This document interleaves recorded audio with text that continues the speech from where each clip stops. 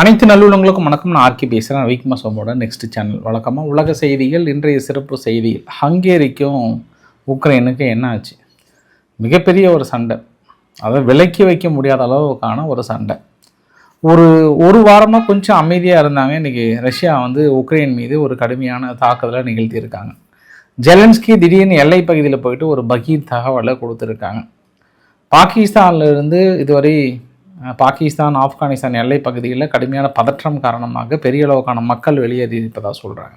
ஆனால் சுற்றி இருக்கக்கூடிய அரசியல் நிகழ்வுகள் ரொம்ப நாளாச்சு நம்ம உலக செய்திகளை பார்த்து. வாங்க நண்பர்களே, வீடியோக்குள்ள போகலாம். வீடியோவில் பார்த்த முன்பு நீங்கள் நம்ம சேனலை சப்ஸ்கிரைப் பண்ணலாம், சப்ஸ்கிரைப் பண்ணிட்டு வாங்க. மறக்காம பெல் பட்டன் கிளிக் பண்ண ஆல் ஆப்ஷன்ஸ் கொடுங்க. வீடியோக்குள்ள போகலாம்.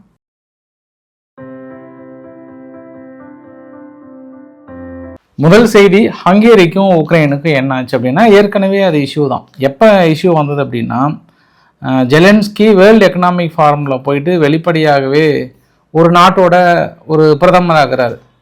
அந்த நாட்டோட பிரதமராக இருக்கிறவர் அவர் நாட்டோட இராணுவத்தை வளர்த்தாமல் ஒரு வயிறு தான் வளர்த்துறாரு அப்படின்னு சொன்ன உடனே நக்கலாக எல்லாரும் சிரித்தா யாருக்கு தான் அந்த பர்சனலாக கோபம் வரும்? அதாவது 1008 வெறுப்புகள் இருக்கலாம், ஆனால் ஒட்டுமொத்தமாக உலகமே பார்க்கின்ற ஒரு மேடையில் போயிட்டு ஹங்கேரியனுடைய அதிபரை பார்த்து இது மாதிரி வயிற்றை தான் வளர்த்துறாருன்ற மாதிரி சொன்னோடனே அப்பயே ஹங்கேரி சொல்லிட்டாங்க, நான் இருக்கிற வரைக்கும் நீங்கள் எந்த ஜென்மத்திலையும் நான் ஐரோப்பாவோட இணைஞ்சரையா பார்த்துடலான்னு சொல்லிட்டு அதுக்கப்புறம் ஐரோப்பா நாடுகள் ஒரு 20-30 பில்லியன் பக்கம் ஃபண்டு கொடுக்குற மாதிரி இருந்தது. எல்லாத்தையும் நிறுத்தி வச்சிட்டார் மனுஷன். இப்போ ஹங்கேரியினால் தடைப்படுகிறது அங்கே உக்ரைனுக்கு கொடுக்க வேண்டிய ஒரு ஃபண்டு. இப்போ ஏப்ரல் மாதம் எலெக்ஷன். இப்போ ஹங்கேரியில் எலெக்ஷனால் என்னாச்சுன்னா இன்னும் முத்திருச்சு ஹங்கேரிக்கும் உக்ரைனுக்கும். ஏன்னா ட்ரூசா பைப்லைன், இந்த ட்ரூசா பைப்லைன் உக்ரைன் வழியாக எங்கள் ஹங்கேரிக்கு வருது, அதாவது ரஷ்யாவில் இருந்து. ஸோ 2026 வரைக்குமே அந்த பைப்லைன் ஓகே பண்ணியிருந்தாங்க. அதுக்கப்புறம் ஜனவரியில் நிறுத்திட்டாங்க. ஒரு கட்டத்தில் என்ன பண்ணிட்டாங்க, உக்ரைன் அட்டாக் பண்ணிட்டாங்க. அட்டாக் பண்ணதுனால அந்த பைப்லைன்லேருந்து இவங்களுக்கு கேஸ் ஆயில் வர முடியாதனால என்னாச்சுன்னா சுற்றி வளைச்சி வாங்கறதுனால பெரிய ஒரு செலவுகள். ஆனால் இவர் என்ன பண்ணிட்டாரு, அமெரிக்கா கிட்ட போய் ஒப்புதல் என்ன பண்ணிட்டார். இடையில் அமெரிக்கா பெரிய தடைகள்லாம் விதிச்சாங்க. ஆனால் அந்த தடைகள் எல்லாமே ஒட்டுமொத்தமாக கேன்சல் பண்ணிவிட்டு நீ வாங்கிக்கோங்கன்னு சொல்லும்போது உக்ரைன் மறுக்கிறாங்க. அமெரிக்கா அனுமதி கொடுத்தா கூட உக்ரைன் மறுக்கிறாங்கன்றாங்க. சரி, ஒரு 2 நாளைக்கு முன்பு என்னாச்சுன்னா ஆஸ்திரியாவிலிருந்து ஹங்கேரி வழியாக உக்ரைனுக்கு $8.2 கோடி இந்திய மதிப்பில் ஒரு 753 கோடி பணமும் ஒரு கிலோ தங்கம் பக்கம் ஒரு கவச வாகனம் மாதிரி, வழக்கமாக நம்ம ஊரில் இந்த ஏடிஎம்கள்லாம் அடுக்கிறதுக்கெல்லாம் கொண்டு போவாங்கல்ல, அந்த மாதிரி வாகனத்தில் உக்ரைனுடைய முன்னாள் வரித்துறை அமைச்சரும் வரித்துறையில் இருந்தவரும் கூட 4 ஒரு பேங்க் ஃபேக்கல்ட்டிஸும் இருக்காங்க. போகிறாங்க. திடீர்னு சந்தேகம் வருதுன்றாங்க. ஹங்கேரியனுடைய காவல்துறை விளக்கம் கேட்குறாங்க. டாக்குமெண்ட் எதுவுமே இல்லைன்னு சொல்லிட்டு மொத்த பணத்தையும் கைது பண்ணிட்டாங்க. கைது பண்ணி உடனடியாக நாடு கடத்துறவங்கன்னு சொல்லிட்டு எல்லை பகுதியில் கொண்டு போயிட்டு விடுறாங்க. அது இல்லாமல் இன்னும் ஒரு சில அதுக்கு தொடர்புடைய ஒரு சில பேங்க் ஊழியர்ஸ்லாம் இருக்காங்க. அந்த பேங்க் ஊழியர்ஸுமே உடனடியாக நான் நாடு கடத்துறேன் அப்படின்னு சொல்லிட்டு நாடு கடத்துறாங்க. உக்ரைன் தரப்பில் என்ன சொல்கிறாங்கன்னா, நாங்கள் டாக்குமெண்ட்லாம் கொடுத்தோம், பெரிய அளவுக்கு நாங்கள் கொடுத்தோம், ஆனால் அவங்க அக்செப்ட் பண்ணவே இல்லை. அது எங்கள் பணம் இல்லை, ஆஸ்திரியாவிலிருந்து நாங்கள் எங்களுக்கு வர வேண்டிய பணம் அப்படின்றாங்க. பட் இவங்க என்ன பண்ணிட்டாங்க, டாக்குமெண்ட் எதுவுமே இல்லாமல் முறையற்ற பணமாக கருதி அது ஹங்கேரிய அரசுக்கு எதிராக பயன்படுத்துகிற கருதி தேச துரோக வழக்கில் கைது பண்ண வேண்டியது. நீங்கள் தப்பிச்சுக்கிட்டீங்க, போனால் போது நட்பு நாடுகள்ன்ற அடிப்படையில் தான் விடுறேன் அப்படின்னு சொன்னது. அது இல்லாமல் ஹங்கேரியனுடைய என்ன விளக்கம் கொடுக்குறாங்கன்னா, இது அரசு பயங்கரவாதம் தடுப்பு சட்டத்தில் நாங்கள் கைது பண்ணியிருப்போம், சரி போனால் போதும் விட்டுட்டுன்ற மாதிரி சொல்கிறாங்க. இந்த பிரச்சனை என்னாச்சுன்னா, எல்லை பகுதியில் இப்போ ஹங்கேரி மக்கள் இனி கைது பண்ணுவதற்கான வாய்ப்புகள் இருக்குன்னு அங்கே ஒரு ப்ரொடெக்ஷன் கொடுக்குறாங்க. மேலும் இங்கே என்ன சொல்கிறாங்கன்னா, ஹங்கேரியில் இருக்கக்கூடிய உக்ரைனுடைய மக்கள் வேற யாராவது இருந்தீங்கன்னா கொஞ்சம் சேஃபாக இருந்துக்கோங்க, இப்போ சூழ்நிலை ரொம்ப மோசமாக இருக்கும் அப்படின்னு சொல்ல. அப்புறம் இந்த கைதுகள் இதுக்கப்புறம் தொடருதுன்ற மாதிரி சொல்கிறாங்க. இப்போ என்ன பிரச்சனை அப்படின்னா, 2 நாடுகளுக்கும் பயங்கரம் முட்டல் மோதல். இப்போ கிட்டத்தட்ட இராணுவத்தை கொண்டு போயிட்டு எல்லை பகுதியில் நிறுத்த வேண்டிய ஒரு சூழ்நிலை. அப்போ ஜெலன்ஸ்கி ஒரு வார்த்தை சொல்கிறாரு, தேவைப்பட்டால் நாங்கள் இராணுவ நடவடிக்கை கூட எடுக்க தயாராக இருக்கும்னு ஒரு வார்த்தை ஜெலன்ஸ்கி தரப்பில் சொல்கிறார். இப்போ ஹங்கேரி என்ன கேட்குறாருன்னா, நம்ம நேட்டோ நாடுகளில் இருக்கிறோம், நம்ம வந்து எல்லாருமே நேட்டோ நாடுகளில் இருக்கிறோம், ஐரோப்பா யூனியனில் இருக்கிறோம். நேட்டோ நாடோட கொள்கை என்ன, ஆர்டிகல் 5 பயன்படுத்தணுமா பயன்படுத்தக்கூடாதா, எப்படி அவர் சொல்லலாம் அந்த வார்த்தையை அப்படின்ற மாதிரி இவரு தரப்பில் கேட்குறாரு. அதனால் நம்மளுக்கு பார்க்க நல்லா சிறப்பாக தான் இருந்தது அந்த இடத்துல. ஹங்கேரி உக்ரைனுடைய பிரச்சனை வந்து பெரிய அளவுக்கு ஒரு விஸ்வரூபமாக எடுத்திருக்கிறது. இனி அடுத்த கட்ட நடவடிக்கை என்ன நடக்க போகிறது, இன்னும் அந்த பணத்தை முழுமையாக கொடுக்கலன்ற மாதிரி சொல்கிறாங்க உக்ரைன் தரப்பில். எங்களுக்கு அந்த பணம் வேணுன்றாங்க. இவங்க என்ன சொல்றாங்க, அது வந்து அரச பயங்கரவாத தடுப்பு சட்டத்தில் கொண்டு போய் நாங்கள் உள்ள போட்டோம், ஒரு 753 கோடி இந்திய மதிப்புல, அதெல்லாம் 1 கிலோ தங்கம் வேற, அதனால உள்ள கொண்டு போய் வச்சுட்டு பார்க்கலான்ற மாதிரி சொல்லியிருக்காங்க. பார்க்கலாம் அடுத்த கட்ட நடவடிக்கைகள் என்ன நிகழ்கிறது என்று.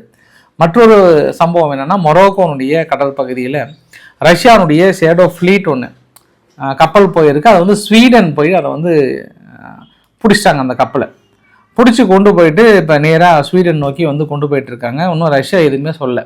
நார்மலாக இது மாதிரி சர்வதேச கடல் பகுதியில் இது மாதிரியான கப்பல்கள், தடை விதிக்கப்பட்ட கப்பல்கள் பிடிக்கிறது என்ன ஆகுன்னா, ஒரு 2 நாளைக்கு முன்பு அந்த மத்திய தரைக்கடல் பக்கத்தில் ரஷ்யானுடைய ஒரு பெரிய கப்பல் ஒன்று ட்ரோன் தாக்குதலுக்கு இலக்காக்கப்படுகிறது. கப்பல் மூழ்கிடுச்சு.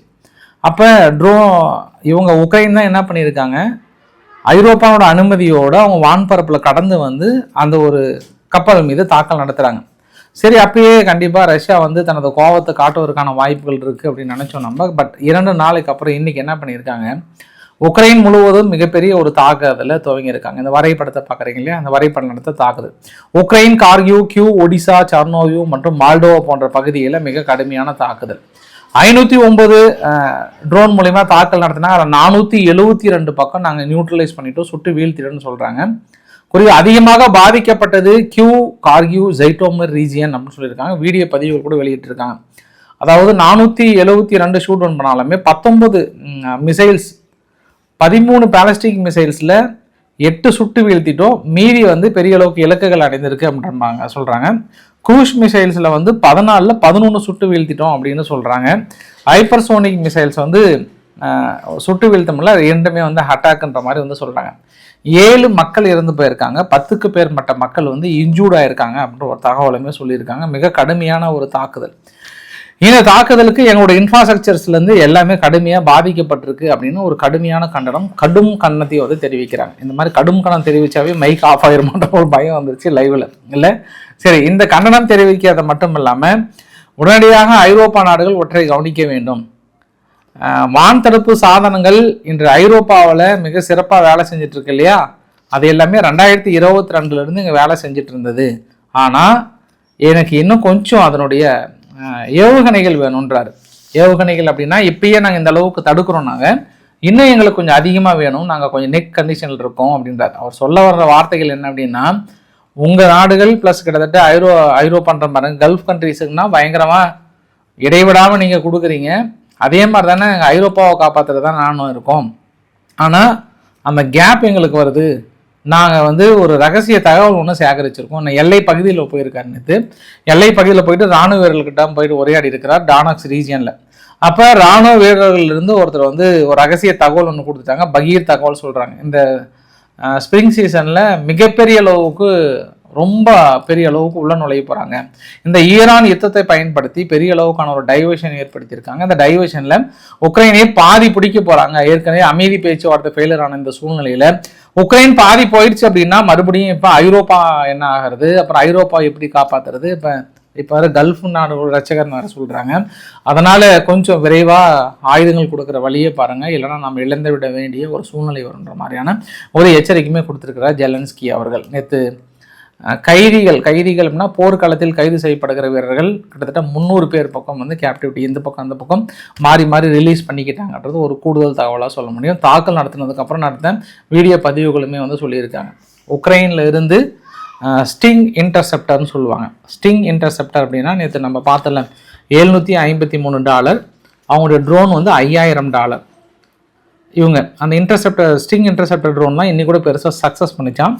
அது அங்கே அனுப்பிட்டு இருக்காங்களாம் கல்ஃப் கண்ட்ரீஸுக்கு. இப்போ போங்க அப்படின்னு சொல்லிட்டு இதை வந்து பெரிய அளவுக்கு போட்டிருக்காங்க. இன்றைக்கி நாங்கள் 543 பக்கத்தில் 511 பக்கமே நாங்கள் சக்ஸஸ் பண்ணதுக்கான காரணம் வேணால் அந்த ஸ்டிங் ஆப்ரேஷன் தான், இந்த ஸ்ட்ரிங் ட்ரோன் தான் அப்படின்ற மாதிரி வந்து சொல்லியிருந்தாங்க. அது கூடுதல் தகவல்.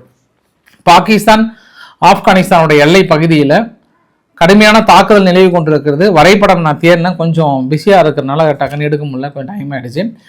என்னன்னா 2 தரப்புலையும் வந்து இறப்புகள் மிகப்பெரிய அளவுக்கு கிளைம் பண்ணியிருக்காங்க. அந்த எல்லை பகுதியில் 2 தரப்புல இருக்கக்கூடிய எல்லை பகுதியில் அப்ராக்சிமேட்டாக 1.5 லட்சம் மக்கள் வந்து வெளியேற்றிருக்காங்களாம் 2 தரப்புலையும் இருந்து. அது இந்த ரம்லான் நோன்பு அதுவுமா வந்து இந்த அளவுக்கு வெளியேற்றினது இதுவே முதல் முறைன்னு சொல்கிறாங்க. இதற்கு முன்புக்கும் நடந்திருக்கு.